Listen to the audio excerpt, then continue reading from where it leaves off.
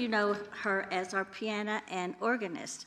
She plays at the 5:30 p.m. Mass and the 10:30 a.m. Mass. And of course, she's here about it with every funeral that goes on, along with Irene and Sherry. She's our flutist, the girl in the green and white blouse back there. So I thought, I know Margay so well. I want to get information. I'm afraid for her to talk.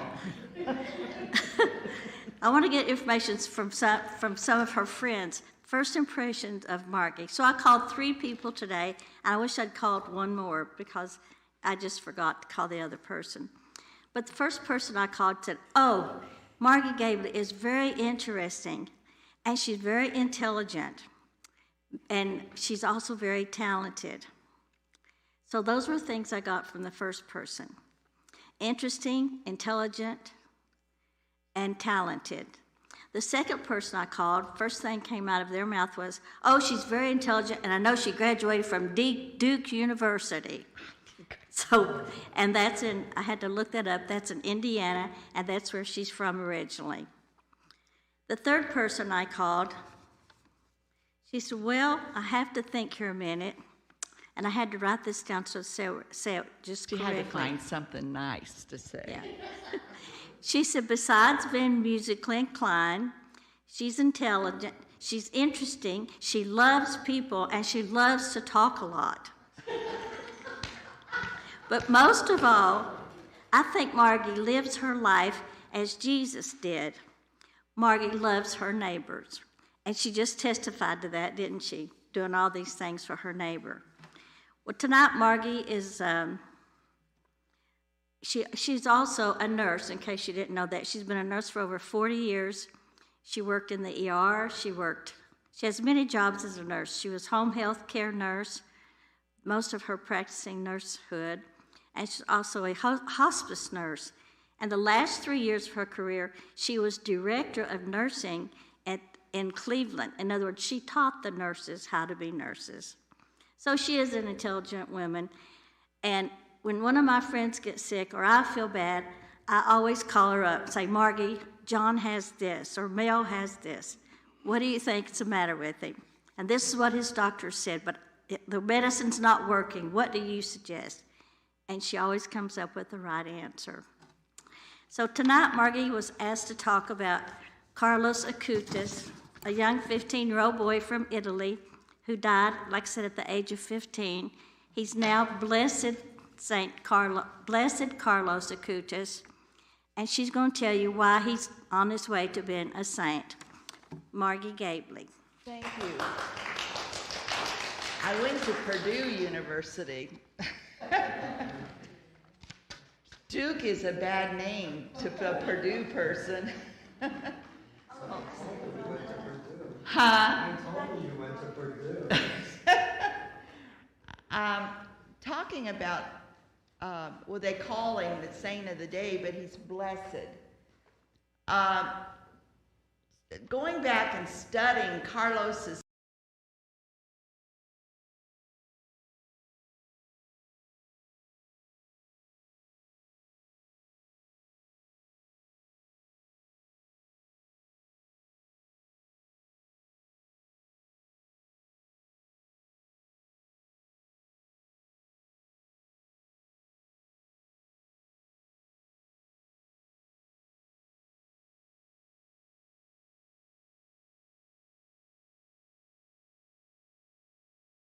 at a very young age.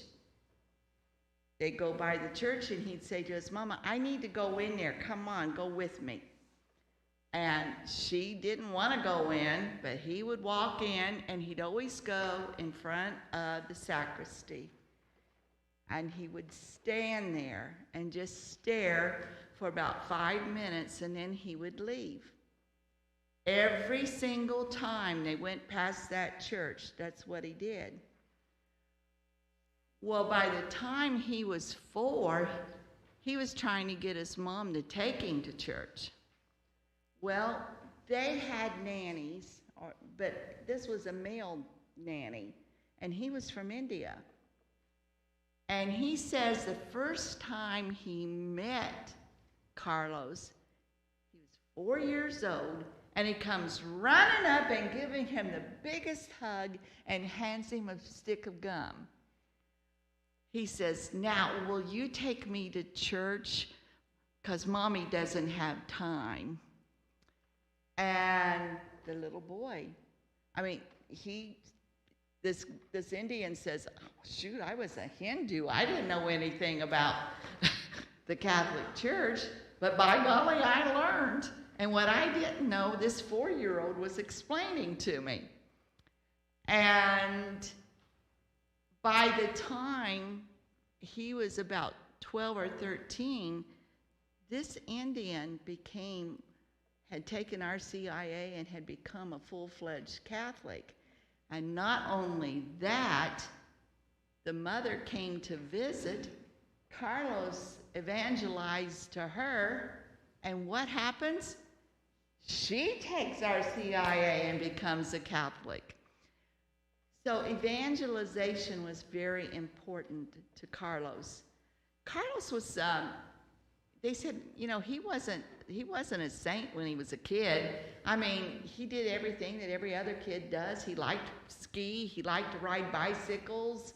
He liked to play with his Game Boy. He liked to play baseball. He was just a regular kid. He loved to go hiking. And, but he was really smart when it came to computers. In fact, if he hadn't had such a warm personality, because he was the kid that always would take up for the kids that were being bullied, if he hadn't had such a warm personality and everyone didn't like him so much, they would have called him a geek. And they've all said that since then. And Pope Francis says he's the, let me see, how did he say that? Something about he's the saint of geeks and the youth. So anyhow, he started at about the age of 12 and a half. The Eucharist just became so important to him because he had to wait so long to take it. He was 7, and by golly, he'd wanted to take it since he was 3. And so he started studying about the Eucharist. And he said he started going through all that he could find on the computer about anything he could find about the Eucharist. And he would study all of these miracles that had happened. And he says, people aren't going to believe this. Let me see if I can go back further and see what the church has done to say whether or not that was true or not. And then, as he was collecting all this information and putting it on the computer, he thought, I need to evangelize with this. So he started putting it out on his computer. Well, at first, I guess you would call it blogs. I'm not sure, because I am not a computer person. But he was putting it out, and at first it was just typing words, but he was starting to get quite a following.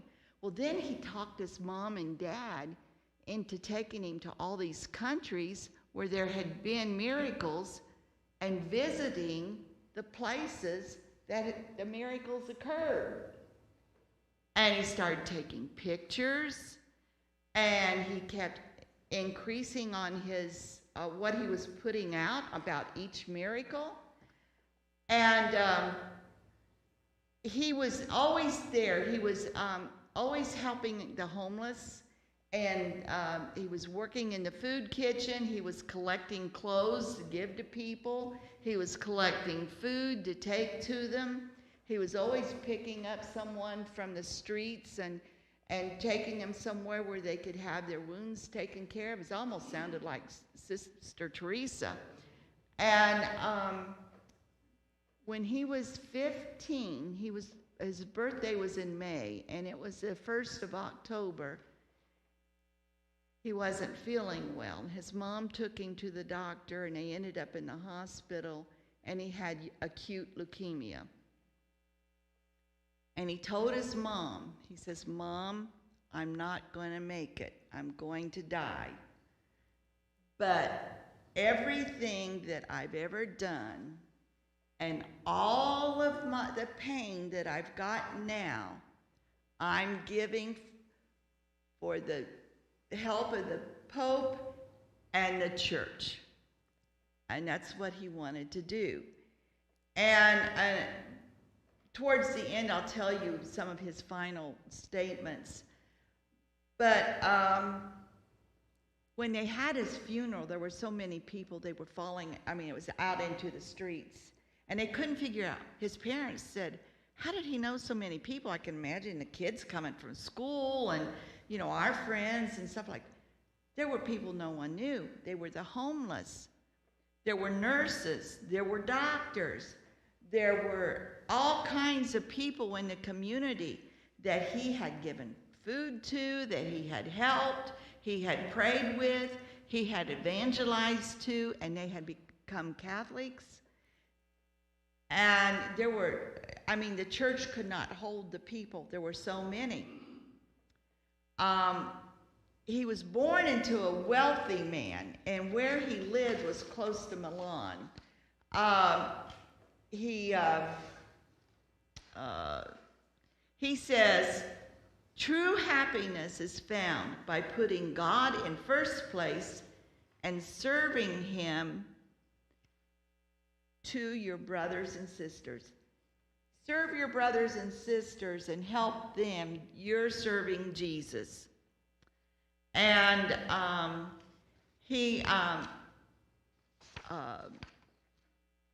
there's a little prayer in here that he kind of devised, but evangelism was extremely important to him, and he would go to Mass every single day, and he'd either go early or he would go late so that he could go on ahead and do his daily rosary, his scripture reading, and once a week go to see the priest for confession. And he kept telling people, you've got to receive the Eucharist daily. You have to do the rosary daily. The more you do those two things, the closer you're going to become to Jesus. And the closer you're going to become to being holy. And he was just an extraordinary youth. And when you see the things that he has done, they've got, I thought that when I get to that particular miracle, I'll come up there and show you. These are pictures. And what was so exciting for me, as I was reading this, when I took what do you call it when you go on a religious journey? What? Pilgrimage. That's what I did. I went on a pilgrimage to Italy with Father Mike, and it was Father Mike Samana. He was our religious leader for a group that I belonged to. It used to be called World of Hope, and now it's called The Lamb Shall Lead, and it's a missionary group. And they had sponsored this trip, and we zigzagged all the way down Italy so that we could hit as many of these places where the miracles happened as we could. And so many of these I had actually seen. I was so excited. And then I saw the picture of St. Rita, and I said, I saw her. And I was excited. It made me really excited reading and learning more, because when you're on the trip and your guide is Catholic, but not Catholic, if you know what I mean. And she didn't understand all the stuff, And I was wanting to know the nitty-gritty of everything. So I was so good to come back and be able to read about him and find out just what happened and why that was a miracle. So I think one of the first things I'm going to talk about, you're not going to believe this, But our Pope was involved when he was, I guess they're not, are they cardinals when they're over the whole country? Well, anyhow, he was over all of South America. And I talk with my hands.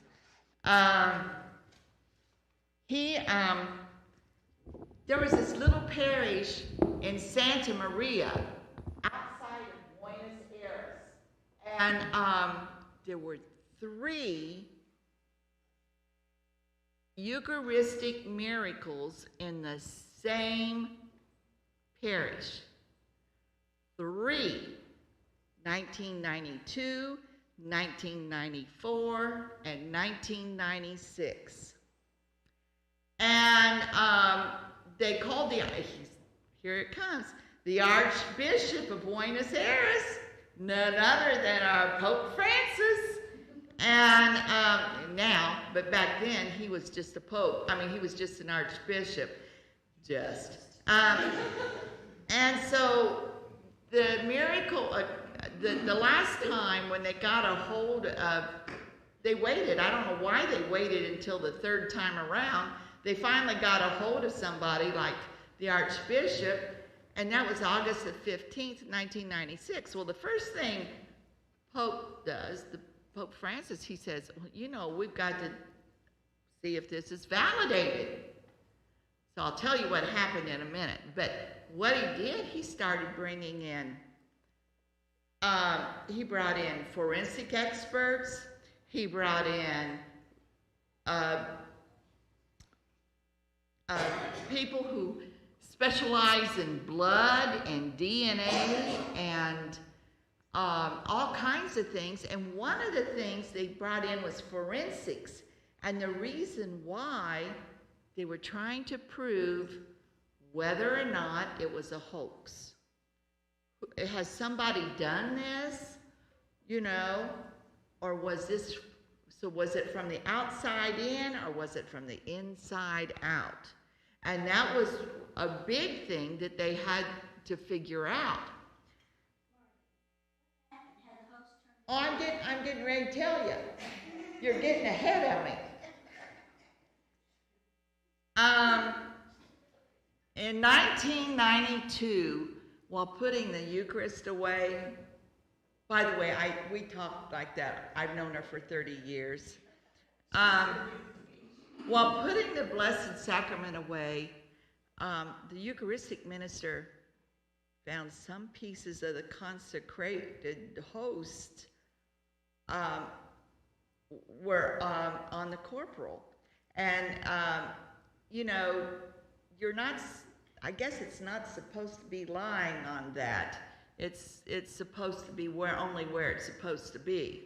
You're shaking your head, Deacon, so if I need help with some of these that I don't know what it is, I'm going to ask you. Okay. And so he went to the priest, and the priest had him put the sacrament in water. Well, that's what they did. If they saw, do they still do this? Where they pick the sacrament, if it's dropped on the floor or something like that, they'll put it in water and then put it in the sacristy, Tabernacle. If it fell on the floor, they usually eat it. Okay, so that's what they did here, but obviously in South America, they didn't do that.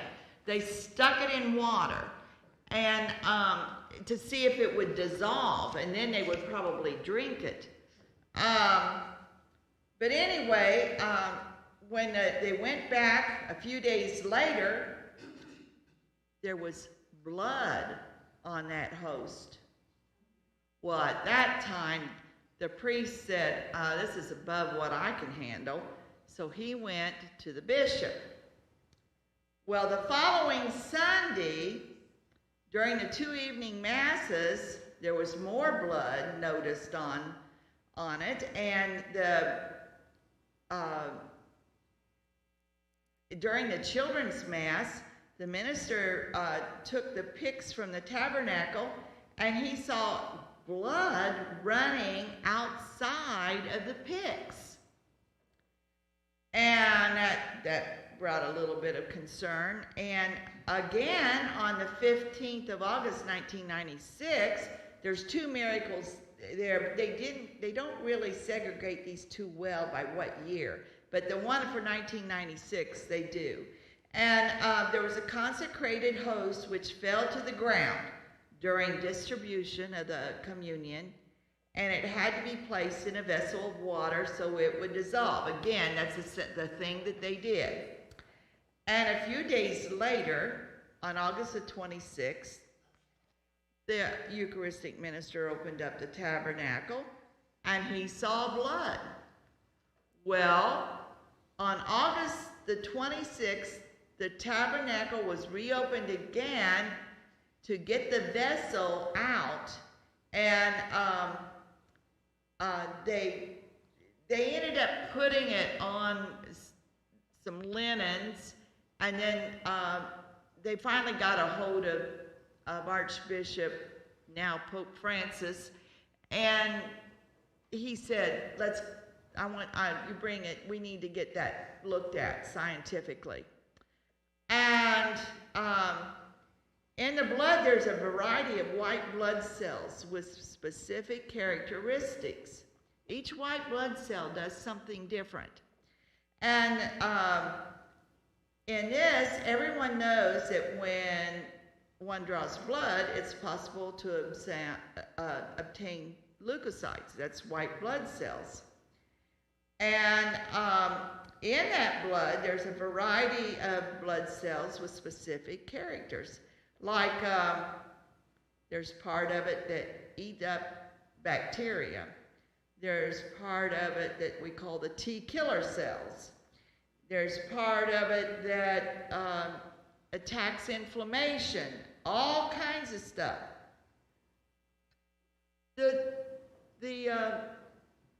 specimen doesn't show any of this. And the lady that was looking at it, the doctor who was a scientist, she was very surprised to observe that the white blood cells were still active. And one of the things they found was that the clot was kind of starting to dry a little, but underneath, there was still active bleeding. Now, by this time, we're talking a long time. Some of those specimens I think by the time they got finished, they were 7 years old, and it was still that way. Now, I'm going to tell you, I'm a nurse, and if a drop of blood drops there, it's going to dry eventually. And this did not dry up. This did not dry up.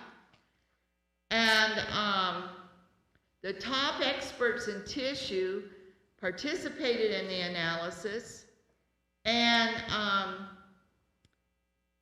they said that they told that they did obtain the DNA and the blood type, and guess what?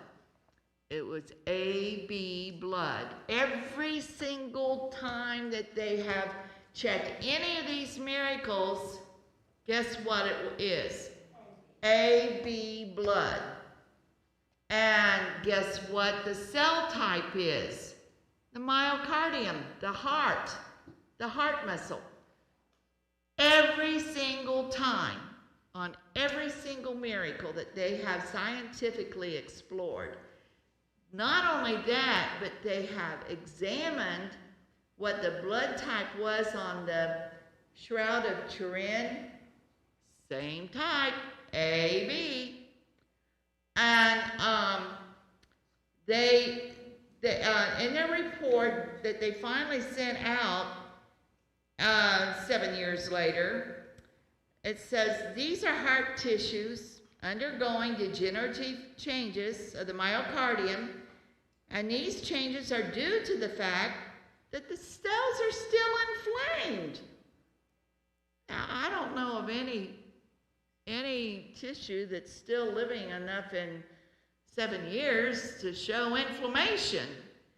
And not only that, it was of the left ventricle. And guess what the left ventricle does?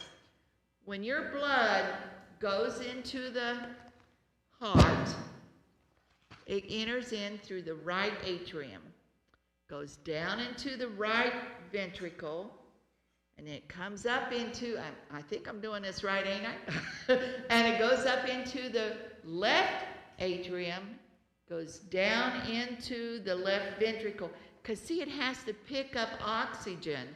And at different points, it's blue, and other times it's red with oxygen. It's gone through the lungs. And the ventricle is that, and that's the biggest chamber of the heart. It really gives it the push and sends that blood all over the body. So there is some meaning in that, and that they said that it's like he is sending his love out through this. He is evangelizing, and he is trying to pull people in, and that left ventricle is sending it out. Always the left ventricle. I thought that was really amazing. And then they studied it again. The last time they studied it was on March the 2nd, 2004. I just find that amazing. Well, there is another miracle that I want to tell you about, and it took place in 1384. It's in a little town, and I mean, it's real little, and it's in Austria. And it's called Seefeld. I'll say it in a minute. And a goal of what took place there is during the Mass, there was this, this is a good one. This noble man. I mean, he was rich and powerful, and, everyone practically bowed down to him. And he thought the priest was going to, how the priest takes that big host and puts it in his mouth? Well, he thought that the priest was going to give him a big host too, and all the other peons could have whatever they get broken off, I mean, that was his thoughts.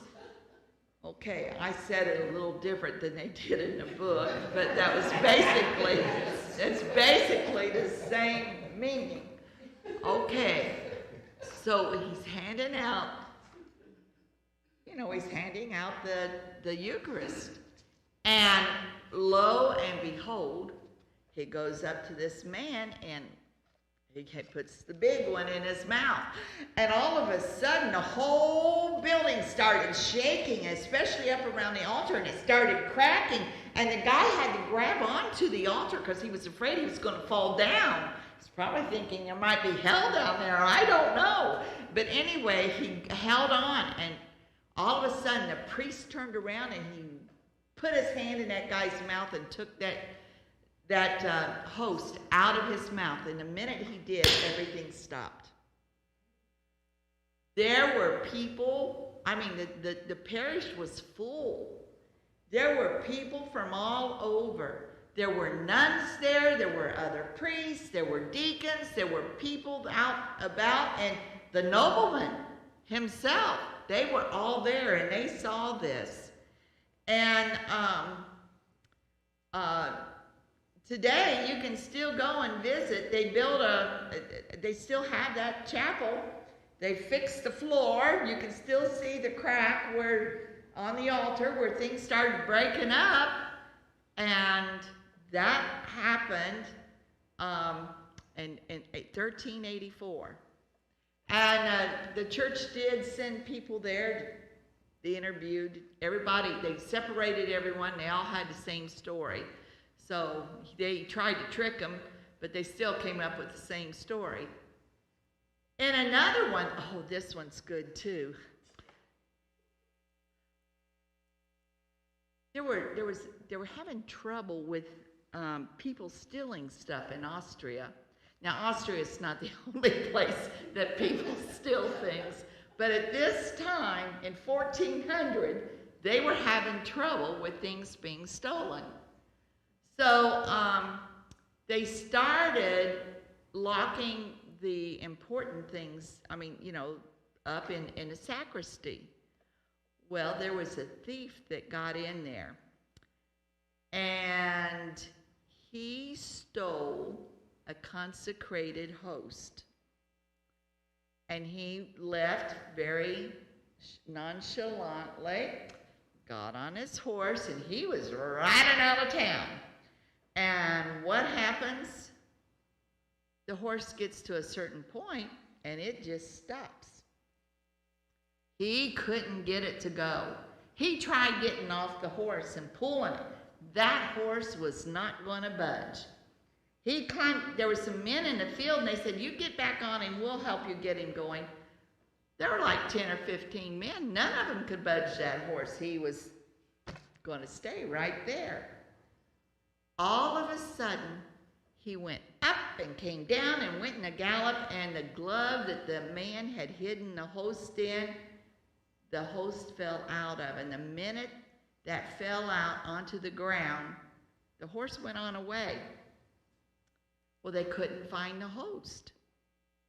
And so it was a few days later, one of the women in the town passed by that spot, and there was the host on the ground right next to a whole bunch of hedges, and a bright light was shining on it. Well, she picked it up and took it to the priest. So that's a really neat miracle, too. Then I've got these all marked. You'd love my marking things that I've got. Let's see. Next is in Bettren, and that is in Holland. No, it's in Germany. And in the village of Bettram, a real pious farmer. He loved the Lord, and he loved going to Mass every day. But they didn't have a priest that was there every day, because the priest had to go to other places. So he missed being able to go to adoration and things like that. And he says, "Oh, I wish there's something I could do." Well, one day during Mass, he snuck a communion wafer, and he hid it. And he wrapped it ever so carefully, and he took it home, and he put it in a very special spot. And every morning he got up, he did his prayers in front of it, and he did an hour of adoration in front of it. Well, one day the host fell off of that place that he had it. And despite all efforts, he couldn't pick it up. It would not. It was right there. He couldn't pick it up. He tried and tried, and it would not come up off the floor. So he went to his priest, and of course he had to confess. And the priest came. He couldn't get it up. People from the whole village came. Nobody could get that host up off the floor. So they finally got the bishop to come. Well, the bishop made a promise that he would build a church in honor of the Blessed Sacrament in that spot, and he did. And when he made that promise and he meant it, he just reached down and picked the sacrament up. Amazing. But they've got all kinds of people that, hey, this actually happened. Then in Waldern, I think, and it's in Germany, I can tell because it's got the 2 dots over the U. One of the most complete documents regarding the Eucharistic miracle of Waldern, Germany, see, I told you, and the year 1330 is the one written by a monk in 1589. During the Mass, a priest accidentally knocked over the chalice of consecrated wine, which is supposed to be red, I guess, but it was white, and it turned into blood. Now, that white wine didn't turn red on its own, and it was blood, and formed an image of the crucified Christ on the corporal. Tell me for sure what a corporal is, Deacon. Cloth that you put down on the altar. All vessels have to go on that. Okay, so it's that first one that the priest unfolds and lays down and lays everything on top of it. Okay, so we all learned something tonight. And so everyone could see it. It was the crucified Christ on the corporal. And as it dried, it was even more noticeable. And it was stained. They did everything they could to wash it out, and it wouldn't leave. And so they still have that cloth, and I've got a picture here. This is LaQueta's book, because I loaned mine out and don't know who I loaned it to. And this is the thing, and I mean, when you see it, it almost looks like the Shroud of Turin, but it's on the corporal, you know. And they ended up building a church on that spot too. It was only at the point of, so the priest, I almost missed this part. The priest did not have the courage to take care of it the way he was supposed to. I mean, he tried washing it, it wouldn't come out. It was still there. What was he going to do? So he folded it up and he hid it under the altar where no one could see it. And for many years, it was hidden. No one knew about it. Long time. And finally, he was going to die. And he was getting ready to give his final confession. And all of a sudden, he thought, I better come clean. So he told the priest what he had done. And when they found it, it was still in perfect shape. And there have been many conversions, just someone studying this corporal. I mean, we're talking back to 1330. That's a lot of time. A lot of people have seen it. Another one, this was in India, and this is really cool. There's a priest there. His last name is Kerur, and I'm not going to even try to attempt the first name. And on the 28th of 2001, in his parish, he began a novena to St. Jude Thaddeus. And he says, we do that every year. And at 8:49, he exposed the most blessed sacrament in the monstrance for public adoration. After a few minutes, he saw what appeared to be 3 dots on the Eucharist. And he was looking at it, and his eyes kind of popped out. He stopped praying and began to look at the monstrance closer. And he invited the faithful all to come up and look and see what they saw. What are you seeing? Am I seeing things? And they all said, no, there's 3 red spots on that host.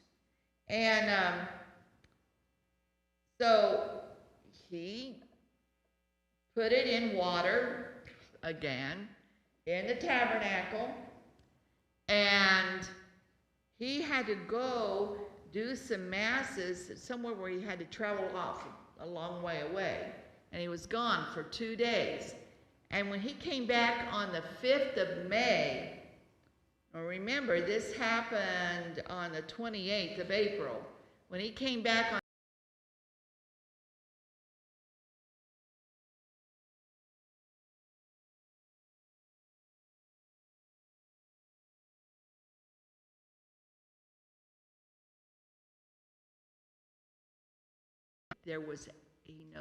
noticed a face in the monstrance. There was a real live, not a live face, but there was a face right there.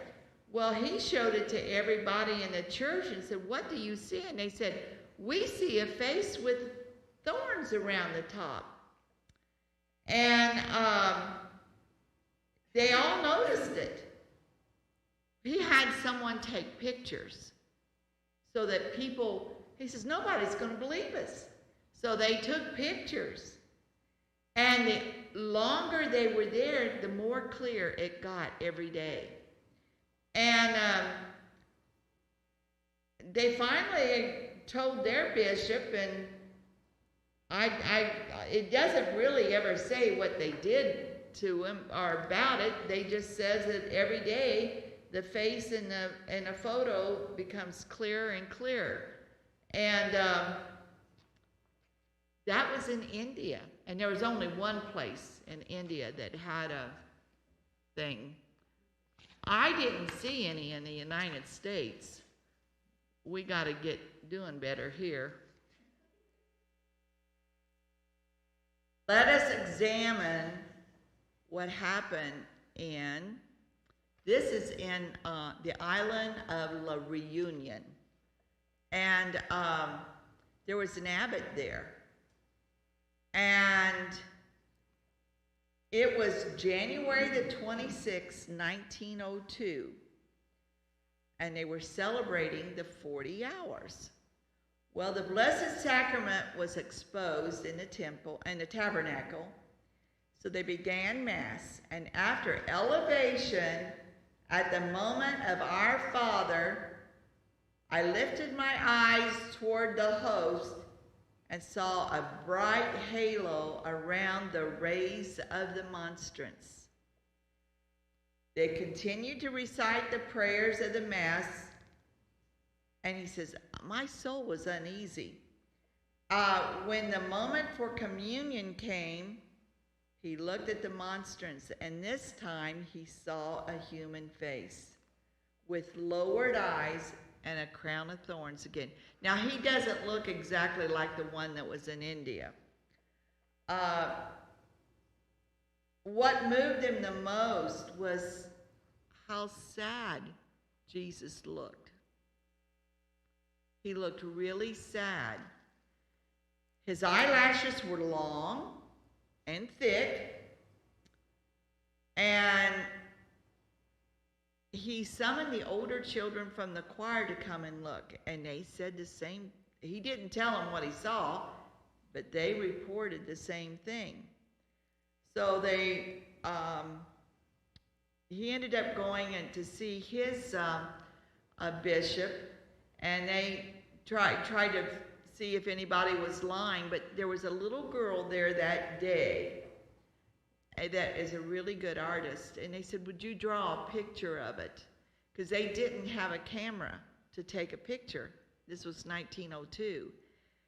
And she drew it, and people that saw that face said, that's exactly what it looks like.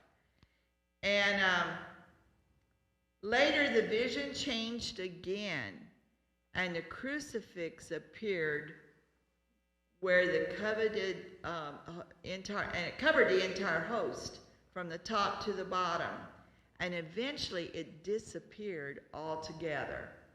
But it was some time. It was weeks. And after the benediction and the recital of the Tantum Ergo, I know I didn't say that right, but that's what the vision completely disappeared on that particular Mass. Well, now, Italy seems to be where the hot spot was.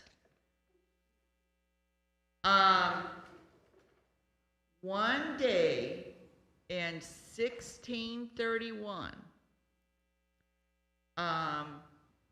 they were having Vespers, and a fire broke out in the commercial district. And a young girl she's the one that started the fire. It was an accident. She was trying to kindle some fire with dry hay. Well, guess what? The whole bale took off. anyone that's been around a farm knows that you don't do that. And there was a high wind that came, and of course it just spread it like wildfire. All the people in the town, everybody was out there trying to put out those flames, and it just went off on its own thing. So they were desperate. They didn't know what they were going to do. So someone went and got Father Maurice, and he asked the Lord, in the Blessed Sacrament, he immediately organized a solemn procession with people behind him, and they were praying all the way and had the monstrance. And the minute they got to the location of the fire, it stopped. Just stopped. Boom, gone. Not even the eaves were, not even a little, you know how fires are forever, completely going out. Nothing. And they have special feast days now for that because it saved their town.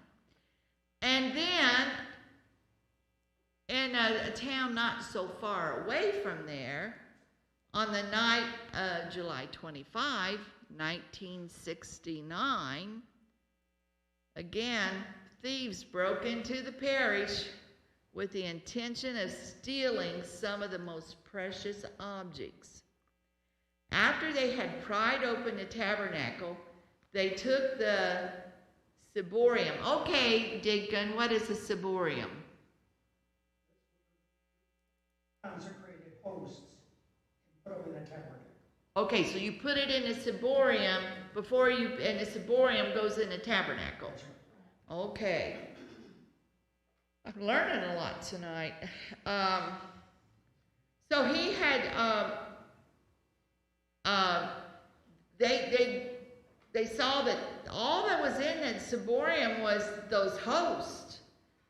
So once they left the church, they threw the host away. And on the following morning, a child was out and about, and he noticed a pile of hosts on the path.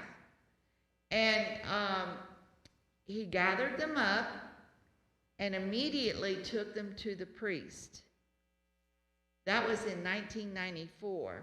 After 25 years of meticulous investigation, that was really 1969, but in 1994, the Bishop Biagio of Lusania acknowledged a miraculous preservation of the host and authorized its miracle. And those hosts are still there. They haven't, scientists have said, that host is made out of material that after a while it's going to be gone. Those hosts are still there. And I don't know, a lot of people back then actually used unleavened bread. So I don't know if it was unleavened bread. I bet you they didn't have the kind of hosts we have now. Well, they could have in 1969. Okay, then there was a little town of Macerata. And there was a church there, St. Catherine's, owned by the Benedictine nuns. And there was a priest who doubted the real presence of Jesus in this consecrated host. Now, another thing that I saw over and over and over again was that a priest doubted the real presence. And Jesus was going to show them, and they believed it after that. Our Lady of the Assumption and St. Julian under the altar of the Most Blessed Sacrament, one can see this corporal, it's a relic of the marked by blood. And so it had been preserved. The historian cited that in 1647, I'm sorry, my eyes are giving out on me. They described how the corporal had been carried in a solemn procession through the city, enclosed in an urn. All the documents are in agreement in their description of how the miracle took place. An unnamed priest during the Mass was struck with doubts of the real presence. And when he broke the large host, he saw blood dripping from it and falling onto the corporal and into the chalice. The priest immediately got a hold of the bishop, who ordered that the relic of the blood-stained cloth be brought to the cathedral, and later instituted a regular process of checking it out.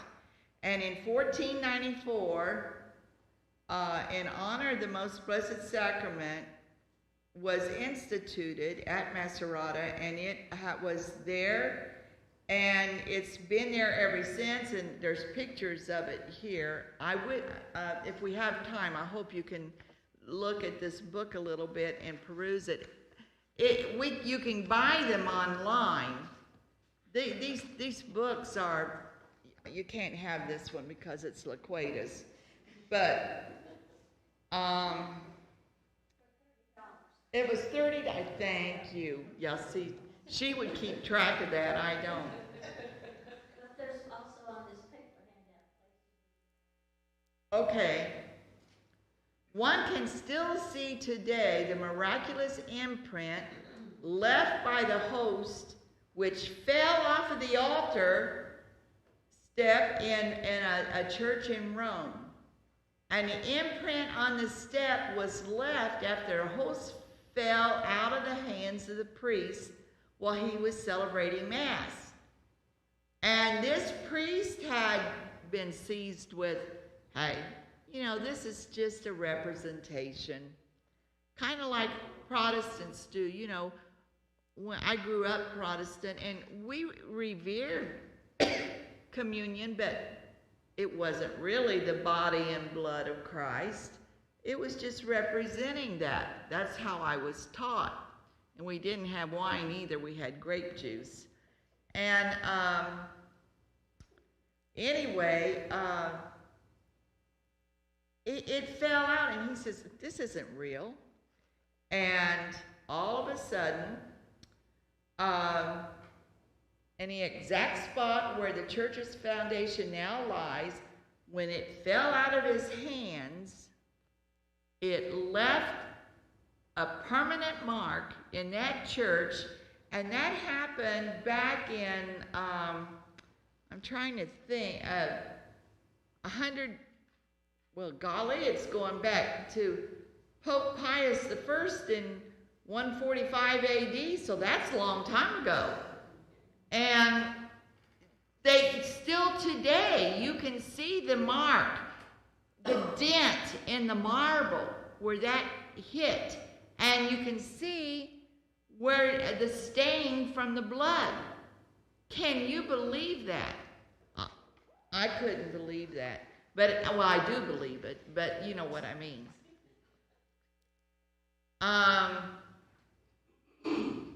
Saint Peter Damian. Oh yeah, this is a good one.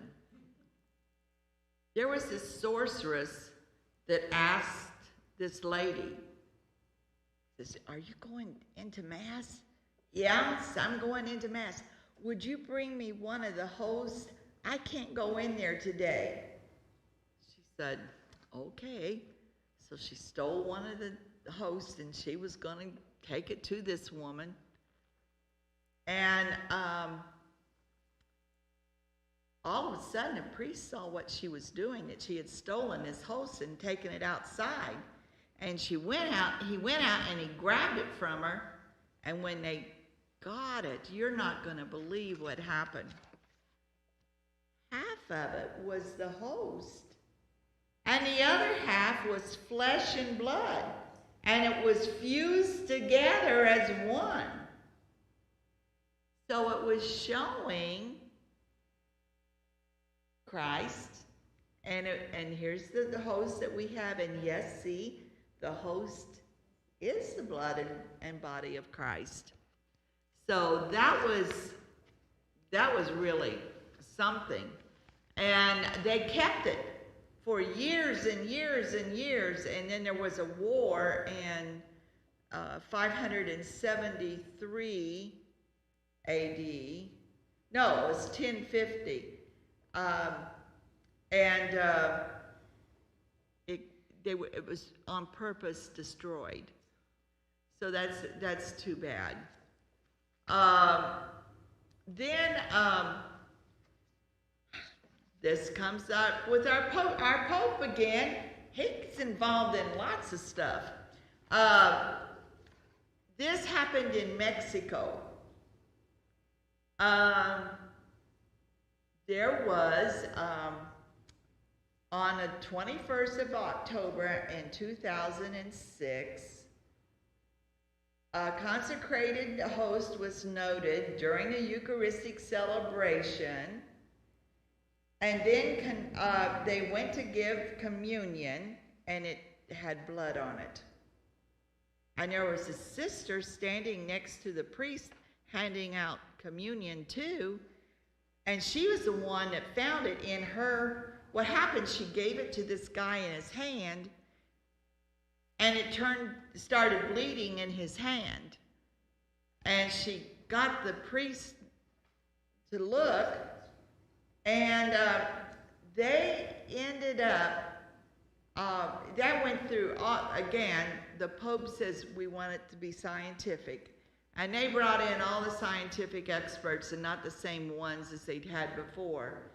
And on this, they were able to say, here, this is the scientific research conducted between October 2009 and 2012 came to the following conclusions. The reddish substance analyzed corresponds to blood in which there are hemoglobin and DNA of human origin. 2 studies conducted by eminent forensic experts with different methods have shown that the substance originates from the interior, not the exterior, so someone didn't do it. It happened on its own. And that was important. The blood type was AB, similar to the type found in all the other, there's every single one of them, when they've tested the blood, it's AB, and including the Shroud of Turin. A microscopic analysis of this showed that the blood had coagulated since October 2006. Again, here's another one.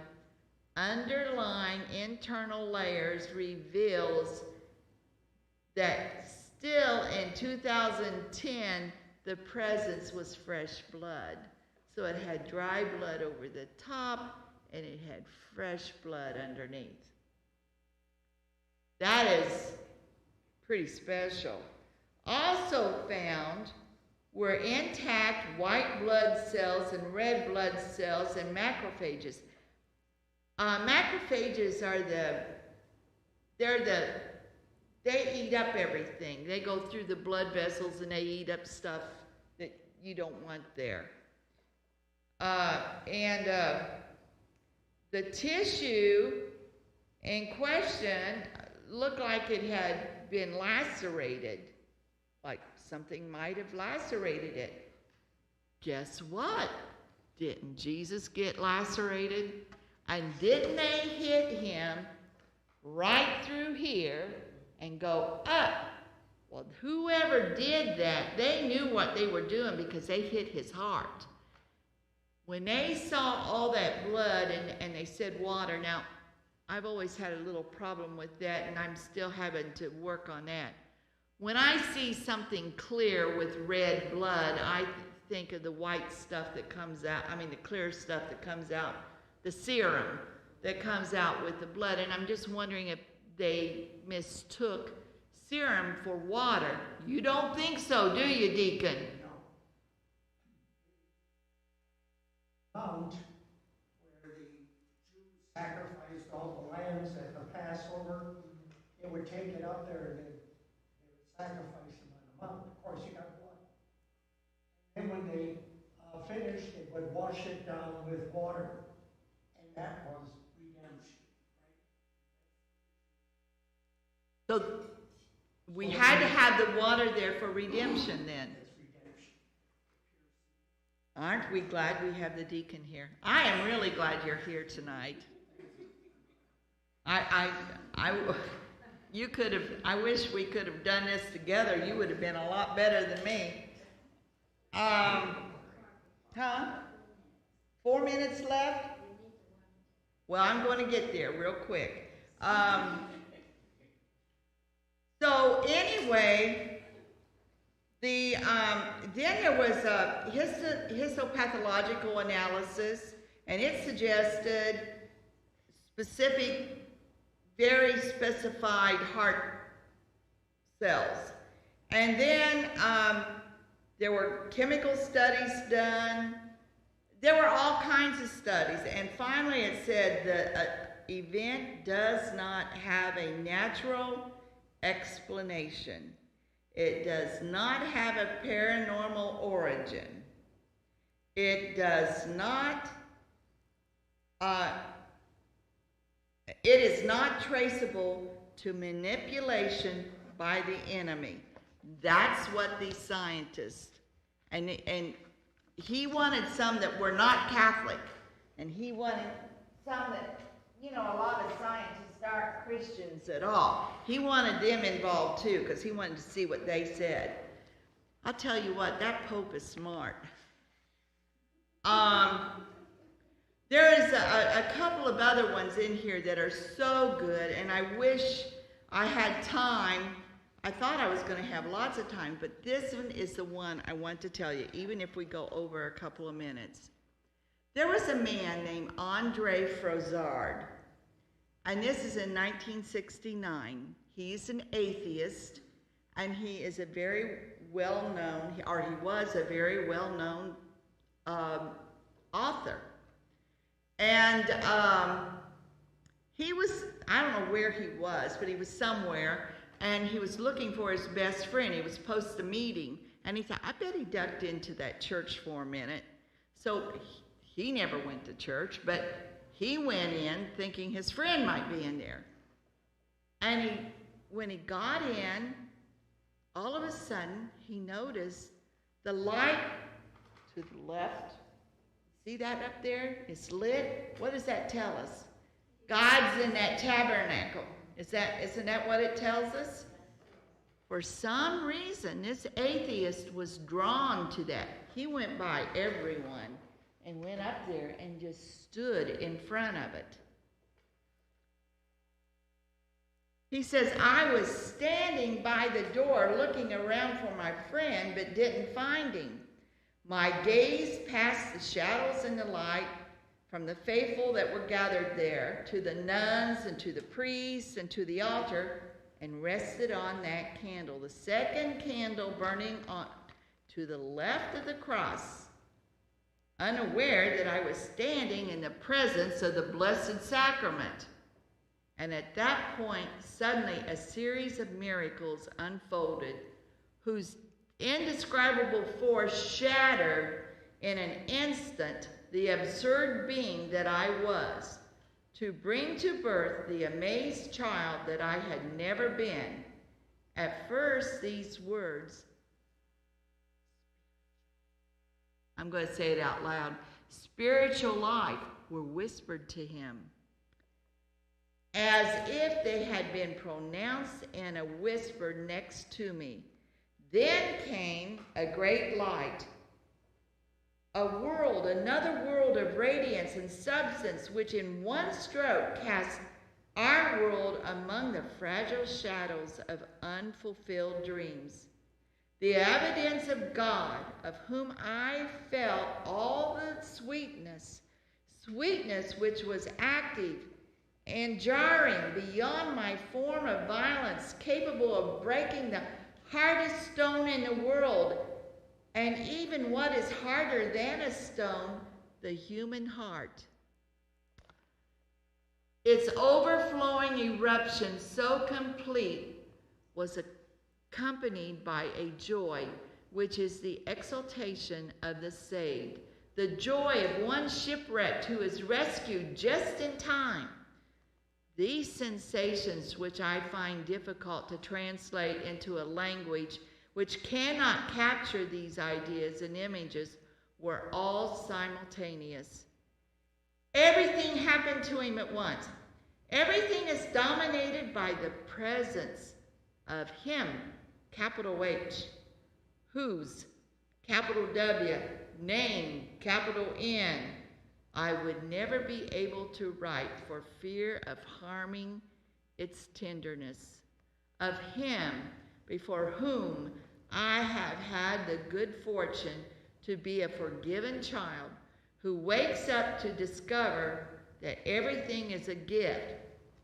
Froissart commented, God existed and was present, revealed once upon a time, masked until the delegation of light brought all into my comprehension, and love without words or figures. Only one thing surprised me, the Eucharist. Not that it seemed incredible, but it amazed me that the divine charity would have chosen this silent way to communicate himself to me, and above all, that he would choose to become bread, which is a staple of the poor and the food preferred by children. Froissart ended this confession with this beautiful sentiment: "O love, eternity will be too short to speak of you." And they said that the rest of his life, anyone that would stop and listen, he was evangelizing to and telling about his experience with Jesus. That was an atheist in 1969. We had lots of miracles that we talked about, and there's 142 in this book. That, to me, that is the salvation of a soul, and there is nothing more important than a soul. And for this person to be saved, to be reconciled with Jesus, just from standing by the candle in front of the sacristy, is that ever the best miracle there ever could be? Let's end with prayer. Yes, ma'am, sir. A little more contemporary. Yes, I have a friend that lives in Florida, and a hurricane came through and destroyed the church. The only thing left was the tabernacle and the sanctuary light that was still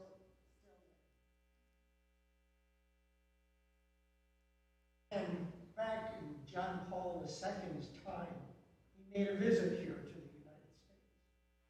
One of the places he wanted to go was basically our mother church in Baltimore. I can't remember the name. And of course, with him coming, the police had to go through the entire building. Right. And they took dogs that can sense people. And he went through all the buildings, everywhere they could, and got it all inspected. And when he got to the church, and he got in front of that tabernacle, the dog went on point. Wow. I have some miracles that I've heard about too. Father Bob, I was a hospice nurse for 14 years, and I used to, when I would shake his hand on the way out, I'd have a name, address, and telephone number in my hand and slip it into his, and that meant, this one's going to go pretty soon and you need to make a visit. And he had gone to one house, and it was Christmas time, and they were bringing down the manger scene. And she told of the story when she was a little girl. The house caught on fire. Everything burned to the ground. Everything was burned in ashes. And the only thing left was the box with the manger scene in it. Can you imagine that? Listen, I'm going to say a prayer real quick and we'll leave. Dear Heavenly Father, thank you for giving us this time to be able to praise you and thank you for all your goodness and for you taking the time to do and love to do all the things that you've done to try to show we human beings that don't pay much attention that you're there for us and you want us so badly to be our best friend. And all we have to do is just let you know and you'll take care of us. Lord, I help us all to get home safe tonight. There's supposed to be rain, and you know I can't see well in rain, Lord. So don't let me harm anyone or anyone here harm anyone, and don't let anyone harm us because of the storm. We ask all of this in the name of the Father, Son, and Holy Spirit. Amen.